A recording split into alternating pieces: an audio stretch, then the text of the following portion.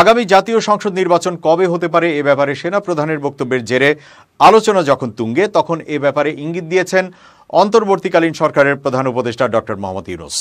জানিয়েছেন, চলমান সংস্কার কাজ শেষে এবং একটি পূর্ণাঙ্গ ভোটার তালিকার কাজ সম্পন্ন হলে নির্বাচন অনুষ্ঠিত হবে। জাতিসংঘের সাধারণ অধিবেশনে যোগ দিতে নিউ ইয়র্ক সফররত প্রধান উপদেষ্টা একটি বৈঠকে এই কথা জানান। ডক্টর ইউনূস বলেন, কমিশনের সুপারিশ নিয়ে সরকার রাজনৈতিক দলগুলোর সঙ্গে আলোচনা করবে। সংস্কারের বিষয়ে ঐকমত্যে উপনীত এবং ভোটার তালিকা তৈরি হলে নির্বাচনের তারিখ ঘোষণা করা হবে। এর আগে বার্তা সংস্থা রয়টার্সকে দেওয়া সাক্ষাৎকারে সেনাপ্রধান জেনারেল ওয়াকারুজ্জামান 18 মাসের মধ্যে নির্বাচনের সম্ভাবনার কথা জানান।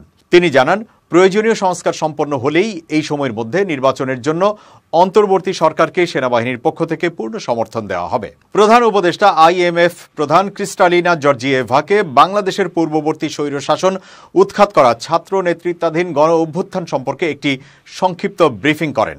তখন ক্রিস্টালিনা তাকে বলেন, এটি একটি ভিন্ন দেশ, এটি বাংলাদেশ 2.0। আইএমএফ এর প্রধান নির্বাহী অন্তর্বর্তী সরকারের উদ্যোগে তার সমর্থন জানিয়ে বলেন, আইএমএফ বাংলাদেশ সরকারের জন্য আর্থিক সহায়তা দ্রুততর করবে। তিনি বলেন, তিনি বাংলাদেশে দ্রুত একটি আইএমএফ দল পাঠিয়েছেন এবং এই মুহূর্তে সেটি ঢাকায় অবস্থান করছে। দলটি আগামী মাসে আইএমএফ পরিচালনা পর্ষদের কাছে তাদের প্রতিবেদন দাখিল করবে বলে উল্লেখ করেন তিনি।